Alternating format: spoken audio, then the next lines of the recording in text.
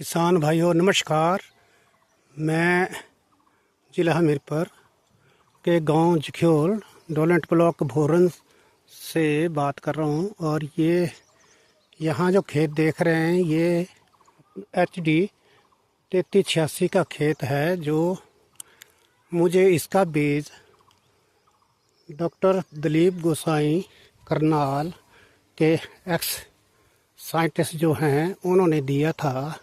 5 kilo बीज दिया और उसकी बिजाई 7 नवंबर को की थी। और हालांकि उस टाइम यहाँ पर बारिश ना होने की वजह से थोड़ा ड्राई था, फिर भी मैंने इसकी बिजाई की और कुछ दिनों के बाद इसमें जो है पानी लगाया था, और जिसकी वजह से इसका जर्मिनेशन बड़ा कम था। ऐसे लग रहा था कि खेत खाली है, परंतु इसकी जो टिलरिंग और दूसरा इसका जो पौधे का विकास है उसको देख के आज आप देख रहे हैं कि ये खेत बिल्कुल भरा हुआ है, दिख रहा है। और इसके जो टिलरिंग हुई थी वो भी काफ़ी अच्छी थी। फरवरी तक इसकी हाइट बड़ी कम थी, हालांकि उस टाइम फ्लैग लीफ निकल गए थे। तो डॉक्टर साहब से मैंने बात करी कि इसकी हाइट उतनी नहीं है, तो उन्होंने मुझे बताया कि इसमें 05234 का स्प्रे करें। मैंने उसका स्प्रे किया, इसमें पानी लगाया। तो आज मार्च की 14 तारीख है, ये अपने सिट्टे निकले हैं, उनको देख के लग रहा है कि अच्छी पैदावार होगी। हालांकि ये हमीरपुर डिस्ट्रिक्ट के लिए रिकमेंडेड नहीं है, फिर भी ट्रायल के तौर पर मैं यहाँ जो है इसको लगाया है। पिछले साल मैंने DBW 327 लगाई थी, उसकी पैदावार भी ठीक थी, पर इस बार मुझे ये लग रहा है कि उससे ज़्यादा अच्छा ये अपना पैदावार देगी। हालांकि बाकी दूसरी जगह में जो है लोगों के भी बारिश ना होने की वजह से इसका प्रभाव ये रहा कि उतनी जर्मिनेशन नहीं हुई है ज़्यादा। इस बार ये भी एक प्रॉब्लम देखने को मिली इस खेत में मुझे पार्टिकुलर। इसमें गेहूं का मामा जो था वो बहुत ज़्यादा था। उसके लिए मैंने बेस्टा दवाई का स्प्रे किया, BD साइड। तो उससे जो दूसरे ब्रॉड लीफ थे और वो तो हो गया है इससे ख़त्म, पर ये इसका जो गेहूं का मामा था ये कहीं कहीं रह गया था। तो भाइयों मैं अभी तो कुछ नहीं कह सकता कि कितनी पैदावार होगी, पर मैं डॉक्टर साहब का बड़ा शुक्रिया अदा हूँ कि वो हर साल मुझे ट्राई करने के लिए ये नया सीड देते हैं। तो इस बार ये सीड जो है HD 3386 जो है वो मुझे दिया था, और जिसका आप देख रहे हैं कि ये पूरा भरपूर खेत है। दूर से लोग आते जाते भी मुझसे पूछते हैं कि आप कहाँ से बीज लाते हो, तो मैं उनको बताता हूँ कि यहाँ करनाल से मैं बीज मंगाता हूँ। अगर आपको भी चाहिए हो तो मुझे आप उनसे मंगा सकते हैं, जिसका मुझसे नंबर लेके आप अपने खेतों में नई वैरायटी लगा सकते हैं, जिससे मेहनत कम हो और पैदावार ज़्यादा हो। हालांकि यहाँ बारिश के वजह ना होने की वजह से लोगों का खेतों में कोई ज़्यादा वैसा नहीं है, जैसे 2 साल पहले अच्छी बारिश होने की वजह से यहाँ पैदावार हुई थी। पर फिर भी हम परमात्मा से और अपने हाथ की मेहनत जो है, जो मेहनत हम कर सकते हैं वैसे हम कर रहे हैं। और इसमें येलो रस्ट का कोई इशू नहीं था।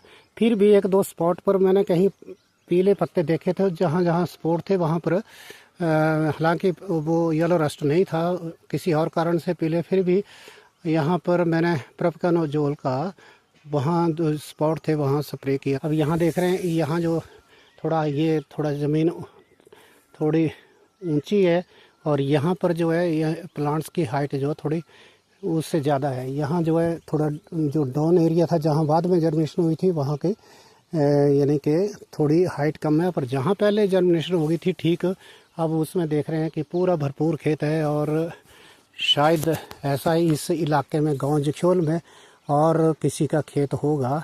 और मैं तो डॉक्टर साहब का बार बार धन्यवाद करता हूँ कि मुझे वो नई वैरायटीज़ के लिए प्रोत्साहित करते रहते हैं, और ऐसा नहीं है कि वो समय समय पर मुझे इस बारे में ज्ञान देते रहते हैं। हालांकि मैं अभी हॉर्टिकल्चर एग्रीकल्चर डिपार्टमेंट में सर्व कर चुका हूं, पर फिर जो डॉक्टर साहब का एक्सपीरियंस है उसको यहाँ फील्ड में कैसे उसको ट्रायल बेसिस पर या उसको एवेलुएट करना, तो वो हमारे माध्यम से जो है डॉक्टर साहब जो है हमें एक सोर्स समझ के यहाँ पर और ये ट्रायल के लिए देते हैं। हालांकि डॉक्टर साहब जो है ये वो कहते हैं कि मेरी तरफ से ये ट्रायल है और इसका कोई पैसा नहीं लेते हैं मुझसे, कारण अब उनकी मेरे प्रति सहानुभूति है या मेरे प्रति प्यार है या मेरे अब वो चाहते हैं कि मेरी जो वैरायटीज़ है वो यानी कि दूसरे डिस्ट्रिक्ट में भी, हिमाचल में जो है फार फ्लंग एरिया में भी वहाँ पर ये उसको सही तरीके से उसका पैदावार का पता लगे। तो हालांकि इसका अभी अगले महीने शायद इसका जो क्रॉप कटिंग एक्सपेरिमेंट जब करूँगा कटाई के समय, तो उस टाइम पता लगेगा कि क्या इसकी प्रोडक्शन रही है ना। फिर भी ये उम्मीद जिस हिसाब से यानी कि प्लांट्स हैं, और अब यहीं कहीं देखो गुल्ली इसका गेहूं का मामा जो है ये इस हिसाब से मैं उखाड़ रहा हूँ इसको, और उखाड़ के इनको जो है मैं फिर नष्ट कर देता हूँ। अब ज़मीन में ज़्यादा स्प्रे करने से भी माइक्रो न्यूट्रिएंट्स जो वेस्ट होते हैं, तो जब भी मुझे समय लगता है मैं यहाँ पर ये इनको पिकअप कर देता हूँ। हालांकि इसमें कुछ एक प्लांट्स देख रहे होंगे उनकी हाइट ज़्यादा है, ये ऑफ वैराइटीज़ हैं, तो हार्वेस्टिंग से पहले मैंने को पहले निकाल दूंगा। उसके बाद फिर हमारे अपने पास जो दूसरा छोटा जो थ्रेशर है ड्रमी टाइप, उससे मैं जो है इसका यानी कि थ्रेशिंग करता हूँ, और जो अगले साल के लिए जो है फिर उसका बीज की परफॉर्मेंस देखने के बाद उसका बीज जो है अगले सालों के लिए लगाता हूँ। इसकी एक खासियत बात देखी मैंने कि ये जो वैरायटी है इस पर ये इसके जो ये टहनी है ये काफ़ी सख्त है।